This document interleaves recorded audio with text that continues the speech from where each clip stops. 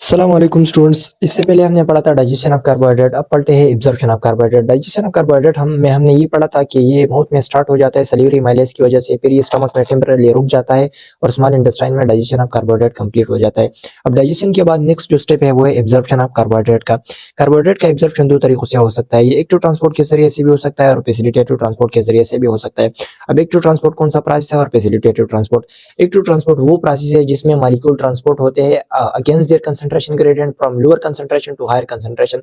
यहाँ पे अगर आप देखें तो कंसंट्रेशन मॉलिक्यूल का कम है, यहाँ पे अगर देखें तो कंसंट्रेशन मॉलिक्यूल का ज्यादा है। तो एक्टिव ट्रांसपोर्ट में क्या होता है, लोअर कंसंट्रेशन से मॉलिक्यूल ट्रांसपोर्ट होते हैं हायर कंसंट्रेशन में against their concentration gradient. Gradient का मतलब है अगेंस्ट देयर कंसंट्रेशन डिफरेंस, यहाँ पे कम है यहाँ पे ज्यादा है, तो लोअर से जाएंगे हायर। और इस प्रोसेस के लिए हमारे साथ एनर्जी रिक्वायर है, क्योंकि ये एक मुश्किल प्रोसेस है कि आप लोअर से हायर कंसंट्रेशन तक मॉलिक्यूल को ट्रांसपोर्ट कर देते हैं। अब इस ट्रांसपोर्ट के लिए कुछ चीजों का होना जरूरी है। एक तो इसके लिए एक ट्रांसपोर्ट प्रोटीन जरूरी है। क्या जरूरी है? एक ट्रांसपोर्ट प्रोटीन जरूरी है। दूसरा आपके साथ प्री एनर्जी जरूरी है और सोडियम आयन जरूरी है। ये एक इंटेस्टाइनल एपिथेलियल सेल है। इंटेस्टाइनल एपिथेलियल सेल में हमारे साथ जो ट्रांसपोर्ट प्रोटीन होता है इसको हम कहते हैं SGLT1 यानी sodium glucose sodium dependent glucose transporter 1।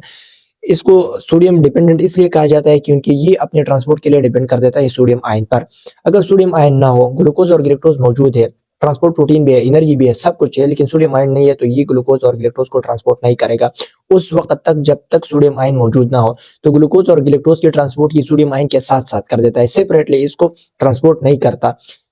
एक साइड पे सोडियम बाइंड हो जाते हैं और दूसरे साइड पे अगर ग्लूकोज हो तो ग्लूकोज, अगर ग्लूकोज नहीं है ग्लूकोज है तो ग्लूकोज बाइंड हो जाता है और दोनों को साथ ट्रांसपोर्ट कर देता है। ये याद रखिए कि सोडियम की जो ट्रांसपोर्ट है वो डाउन हिल प्रोसेस है। मतलब ये कि बाहर पे सोडियम का कंसंट्रेशन ज्यादा है और अंदर सेल में सोडियम का कंसंट्रेशन कम है, तो ये एक डाउन हिल प्रोसेस हो गया, क्योंकि हायर कंसंट्रेशन से सोडियम ट्रांसपोर्ट हो गया इनटू द सेल जहाँ पे इसकी कंसंट्रेशन कम है। अगर हम ग्लूकोज को देखें तो ग्लूकोज का ट्रांसपोर्ट अप हिल प्रोसेस होता है, बाहर पे इसका कंसंट्रेशन कम है जबकि अंदर इसका कंसंट्रेशन ज्यादा है। तो ये एक अप हिल प्रोसेस है, क्योंकि लोअर कंसंट्रेशन से हम ग्लूकोज या ग्लूकोज को ट्रांसपोर्ट कर देते हैं हायर कंसंट्रेशन में। सोडियम की ट्रांसपोर्ट होती है डाउन हिल, बाहर इसकी कंसंट्रेशन ज्यादा है, अंदर इसकी कंसंट्रेशन सेल में कम है। जबकि ग्लूकोज और ग्लूकोज को देखा जाए तो बाहर इसकी कंसंट्रेशन ज्यादा है और सेल में इसकी कंसंट्रेशन कम है। बाहर इसकी कंसंट्रेशन कम है और सेल में इसकी कंसंट्रेशन ज्यादा है। तो ग्लूकोज और ग्लूकोज की ट्रांसपोर्ट एक अपहिल प्रोसेस है और सोडियम की ट्रांसपोर्ट यहाँ पे एक डाउनहिल प्रोसेस है। ट्रांसपोर्ट प्रोटीन तो हो गया। दूसरा ऑप्शन हमारे साथ है प्री एनर्जी। प्री एनर्जी कहाँ से आएगी? प्री एनर्जी हमारे साथ हमें पता है कि एनर्जी के लिए एटीपी की ब्रेकडाउन से हमारे साथ एनर्जी आती है। तो एटीपी की ब्रेकडाउन है और एटीपी की हाइड्रोलिसिस एनर्जी के लिए मस्ट है। ये हाइड्रोलिसिस कौन करेगा, कौन इसके लिए रिस्पॉन्सिबल है? ये हमें पता है कि सेल में हमारे साथ सेल मेम्ब्रेन में सोडियम पोटेशियम एटीपीएस पंप होते हैं। Sodium potassium ATPase pump, sodium potassium ATPase pump का क्या काम होता है? ये कंटिन्यूसली 3 सोडियम आयन को pump out of the cell कर देते हैं और 2 पोटेशियम आयन को पंप इनटू द सेल कर देते हैं। ये 3 सोडियम आयन को सेल के बाहर फेंक देता है और 2 पोटेशियम आयन को सेल के अंदर लाता है। तो ये किसका काम है? सोडियम पोटेशियम एटीपीएस का। और इस दौरान ये एटीपी की हाइड्रोलिसिस कर देते हैं और जो एनर्जी हमने कहा कि प्री एनर्जी हमें रिक्वायर है, तो ये हमें यहाँ से मिलती है। किस चीज से? सोडियम पोटेशियम एटीपीएस से। सोडियम पोटेशियम एटीपीएस एटीपी की हाइड्रोलिसिस करता है और ये एनर्जी इस ट्रांसपोर्ट प्रोटीन के लिए जो रिक्वायर है वो यहाँ से हमें मिलती है।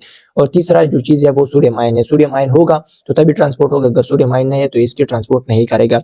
ये तो हो गया एक्टिव ट्रांसपोर्ट। याद रखिए कि एक्टिव ट्रांसपोर्ट कुछ ऐसे कंडीशन है, कुछ ऐसे ऐसे सब्सटेंसेस है जिसकी वजह से ये एक्टिव ट्रांसपोर्ट स्टॉप भी हो जाता है। कुछ ऐसे इनहिबिटर्स हैं जो इस एक्टिव ट्रांसपोर्ट को इनहिबिट कर देता है।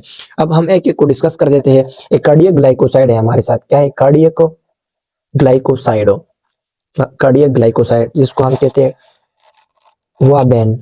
वाबेन इसको हम प्रोनाउंस कर देते हैं वाबेन।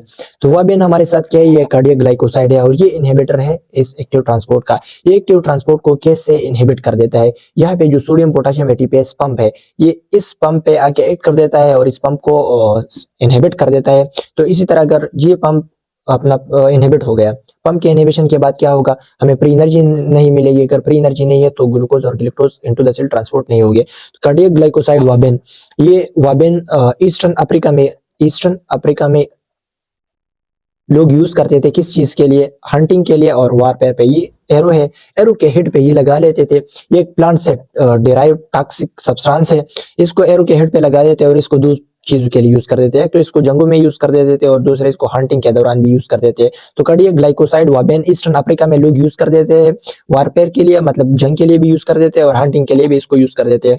और जब आप इसका लो डोज इस्तेमाल कर सकते हैं 2 कंडीशन के लिए, हार्ट के 2 कंडीशन के लिए। आप इसको हाइपोटेंशन के लिए भी इस्तेमाल कर सकते हैं हाइपोटेंशन के लिए, और साथ इसको कार्डियक एरिथमिया के लिए भी इसको यूज कर सकते हैं। कार्डियक ग्लाइकोसाइड वाबेन ईस्टर्न अफ्रीका में यूज होता था, ये एरो के हेड पे लगा देती है, प्लांट से डेराइव एक टॉक्सिक सब्सटेंस है।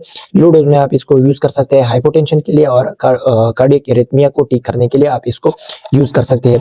एक दूसरा हमारे साथ इनहिबिटर है जिसका नाम है फ्लोरोजिन। फ्लोरोजिन भी एक ग्लाइकोसाइड है, और ये इस GLT1 जो पंप है इसको इनहिबिट कर देता है। ये इसका इनहिबिटर है, क्या, फ्लोरोजिन। फ्लोरोजिन भी हमारे साथ क्या है, ये एक इनहिबिटर है, और ये इनहिबिटर क्या कर देता है, इस पंप को स्टॉप कर देता है, इस पंप पे आके एक्ट कर देता है और इस पंप को इनहिबिट कर देता है। जब ये पंप इनहिबिट हो जाएगा तो ग्लूकोज और गिलैक्टोज का ट्रांसपोर्ट इनटू द सेल नहीं होगा, और इसी तरह एक्टिव ट्रांसपोर्ट के ये दोनों इनहिबिटर है, कार्डियक ग्लाइकोसाइड वाबिन और फ्लोरिजिन जो ग्लाइकोसाइड है। एक तीसरा है जिसको हम कहते हैं फ्लोरिटिन। फ्लोरिटिन फ्लोरिटिन क्या चीज है? फ्लोरिटिन हमारे साथ एक ग्लाइकेन अब फ्लोरिजिन है। ये फ्लोरिजिन हमारे साथ ग्लाइकोसाइड है। अब ग्लाइकोसाइड का जो नॉन कार्बोहाइड्रेट पार्ट है, जो नॉन शुगर पार्ट है, इसको हम कहते हैं फ्लोरिटिन, और ये फ्लोरिटिन भी एक्ट कर देता है एक इनहिबिटर, लेकिन ये एक्टिव ट्रांसपोर्ट को इनहिबिट नहीं करता, ये फैसिलिटेटिव ट्रांसपोर्ट को इनहिबिट कर देता है। किस चीज को इनहिबिट कर देता है? फैसिलिटेटिव ट्रांसपोर्ट को इनहिबिट कर देता है। किस तरह इनहिबिट कर देता है? ये आके ग्लूकोज ट्रांसपोर्टर 1 या ग्लूकोज ट्रांसपोर्टर 4 इस पे एक्ट कर देता है। इनको ग्लूकोज ट्रांसपोर्टर 1 और ग्लूकोज ट्रांसपोर्टर 4 पे एक्ट कर देता है, और इसी तरह ये फैसिलिटेटिव ट्रांसपोर्ट को स्टॉप कर देता है। अच्छा, एक्टिव ट्रांसपोर्ट की समझ तो आप लोगों को आ गई। अब जाते हैं फैसिलिटेटिव ट्रांसपोर्ट कौन सा प्रोसेस है। फैसिलिटेटिव ट्रांसपोर्ट वो प्रोसेस है जिसमें मॉलिक्यूल डाउन हिल जाते हैं, मतलब हायर कंसंट्रेशन से जाते हैं लोअर कंसंट्रेशन में। वो प्रोसेस जिसमें मॉलिक्यूल ट्रांसपोर्ट हो जाए हायर कंसंट्रेशन से लोअर कंसंट्रेशन तक, तो इस प्रोसेस को हम कहते हैं फैसिलिटेटिव ट्रांसपोर्ट। और फैसिलिटेटिव ट्रांसपोर्ट के लिए एनर्जी की रिक्वायरमेंट नहीं है। फैसिलिटेटिव ट्रांसपोर्ट सिंपल डिफ्यूजन के जरिए से हो सकता है। सिंपल डिफ्यूजन के जरिए से ये प्रोसेस होता है, इसीलिए इसको एनर्जी की रिक्वायरमेंट नहीं है। यहाँ पे हमारे साथ इंटेस्टाइनल एपिथेलियल सेल में कौन सा ऐसा ट्रांसपोर्ट प्रोटीन है जो कि रिस्पॉन्सिबल है फैसिलिटेटिव ट्रांसपोर्ट के लिए? ये इंटेस्टाइनल एपिथेलियल सेल है, ये इसका ब्रश बॉर्डर है। ब्रश बॉर्डर पे हमारे साथ एक ट्रांसपोर्ट प्रोटीन है जिसको हम कहते हैं ग्लट पाइप, यानी glucose transporter pipe. Glucose transporter pipe हमारे साथ क्या करेगा? ये कार्बोहाइड्रेट यानी मोनोसेकेराइड की ट्रांसपोर्ट करेगा। कार्बोहाइड्रेट मोनोसेकेराइड में किस किस का करेगा? फ्रक्टोज का और मैनोज का। ये फ्रक्टोज और मैनोज का ट्रांसपोर्ट करेगा सिंपल डिफ्यूजन के जरिए से इनटू द सेल। किस चीज का? फ्रक्टोज का ट्रांसपोर्ट करेगा और मैनोज का ट्रांसपोर्ट करेगा। ये याद रखिए कि ये तो फ्रक्टोज और मैनोज के लिए स्पेसिफिक है, लेकिन अगर कंडीशन सुटेबल हो और कंसंट्रेशन सुटेबल हो, कंडीशन और कंसंट्रेशन सुटेबल हो, तो ग्लूकोज और गिलैक्टोज भी फैसिलिटेटिव ट्रांसपोर्ट के प्रोसेस के थ्रू सेल के अंदर आ सकते हैं। ये याद रखिए कि अगर कंसंट्रेशन सुटेबल हो और कंडीशन सुटेबल हो तो ग्लूकोज ट्रांसपोर्टर पाइप फ्रक्टोज और मैनोज के अलावा गिलैक्टोज और ग्लूकोज को भी ट्रांसपोर्ट कर सकते हैं into the cell. Facilitative transport की समझ तो स्टूडेंट्स को आ गई। अब जाते हैं ग्लाइसेमिक इंडेक्स क्या होता है। ग्लाइसेमिक इंडेक्स वो रेफरेंस है, वो इंडेक्स के जिसके जरिए से हम ये पॉइंट कर सकते हैं कि वेरियस फूड स्टेप से हमारे बॉडी का ग्लूकोज कंसंट्रेशन कितना ज्यादा हो जाता है। हमने एक फूड ले लिया, फिर उसके बाद हम देखते हैं कि हमारी बॉडी का ग्लूकोज कंसंट्रेशन कितना ज्यादा हो जाता है या बिल्कुल नहीं होता। तो इस को हम रिप्रेजेंट कर देते हैं एक इंडेक्स के जरिए से, एक रेफरेंस के जरिए से, जिसको हम कहते हैं ग्लाइसेमिक इंडेक्स। फॉर एग्जांपल, हमने एक फूड ले लिया, किसी भी कार्बोहाइड्रेट का फूड ले लिया, अब इसने ग्लूकोज की कंसंट्रेशन को ज्यादा कर दे दिया। अब हम देखते हैं कि कितना इसने ज्यादा कर दे दिया। अगर इस फूड ने ग्लूकोज का कंसंट्रेशन इतना ज्यादा कर दिया जितना कि ग्लूकोज बाय इटसेल्फ आप ले ले और वो ज्यादा करे ब्लड ग्लूकोज की कंसंट्रेशन को, तो हम कहते हैं कि इस सब्सटेंस का ग्लाइसेमिक इंडेक्स 1 है या 100% है। 1 है या 100% है, यानी इसने इतना ज्यादा कर दिया ब्लड की ग्लूकोज कंसंट्रेशन को जितना ग्लूकोज बाय इटसेल्फ कर देता है। तो इसको हम रिप्रेजेंट कर देते हैं कि ये 1, इस सब्सटेंस का ग्लाइसेमिक इंडेक्स क्या है? 1 है या 100% है। ऑन द अदर एस्पेक्ट, अगर हमने एक फूड ले लिया और उस फूड ने ग्लूकोज की कंसंट्रेशन को ज्यादा, ब्लड ग्लूकोज कंसंट्रेशन को ज्यादा नहीं किया, तो हम कहते हैं कि इसका जो ग्लाइसेमिक इंडेक्स है वो क्या है? वो 0 है। इसका रेंज क्या है? 1 से लेके 0 तक। 100% भी हो सकता है और 0% भी हो सकता है। ये डिपेंड कर देते हैं कार्बोहाइड्रेट पे, ये डिपेंड कर देते हैं आपके फूड पे।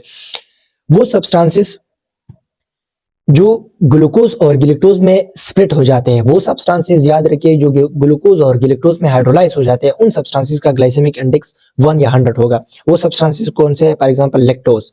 लैक्टोज हमें पता है कि ये फर्दर हाइड्रोलाइज होता है गिलैक्टोज में।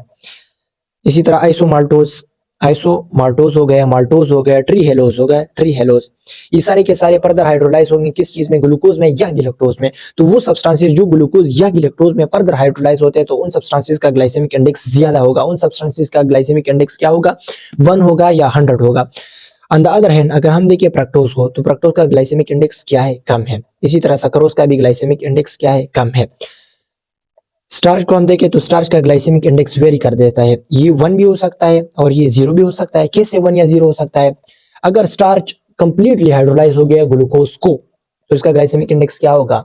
100%। अगर स्टार्च कंप्लीटली हाइड्रोलाइज नहीं हुआ, स्टार्च बिल्कुल हाइड्रोलाइज नहीं होगा तो इसकी ग्लाइसेमिक इंडेक्स क्या होगा? 0 होगा। ये डिपेंड करता है कि स्टार्च हाइड्रोलाइज कितना होता है ग्लूकोज को।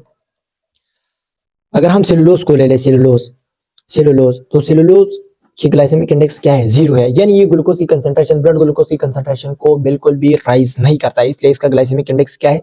0 है। ये याद रखिए कि वो फूड जिनका ग्लाइसेमिक इंडेक्स लो है वो फूड हमारे लिए क्या है? बेनिफिशियल फूड है। वो फूड जिनका ग्लाइसेमिक इंडेक्स कम है वो हमारे साथ क्या है? बेनिफिशियल फूड है। क्यों? क्योंकि ये इंसुलिन की कंसंट्रेशन में इतना फ्लक्चुएशन नहीं लाते बमुकाबिला उन फूड्स के जिनका ग्लाइसेमिक इंडेक्स ज्यादा है। फॉर एग्जाम्पल आपने ले लिया एक ट्रीहेलोज को ले लिया, आपने आपने लेक्टोज को ले लिया, माल्टोज को ले लिया। इसने क्या कर दिया? ब्लड ग्लूकोज कंसंट्रेशन को उतना ज्यादा कर दिया जितना कि ग्लूकोज बाय इटसेल्फ कर देता है। तो हमारे साथ सर्ज ऑफ इंसुलिन सिक्रीशन होगा, इंसुलिन का सिक्रीशन बहुत ज्यादा होगा, इंसुलिन सिक्रीशन में बहुत ज्यादा फ्लक्चुएशन आएगा। बमुकाबिला में अगर आप उन सब्सटेंसेस को ले लें जिनका ग्लाइसेमिक इंडेक्स कम है, तो वो सब्सटेंसेस जिनका ग्लाइसेमिक इंडेक्स कम है तो उन सब्सटेंसेस हमारे लिए क्या है? बेनिफिशियल है। क्यों बेनिफिशियल है? क्योंकि ये इंसुलिन की सिक्रीशन में उतना फ्लक्चुएशन नहीं लाते जितना कि दूसरे सब्सटेंसेस जिनका ग्लाइसेमिक इंडेक्स ज्यादा है वो लाते हैं।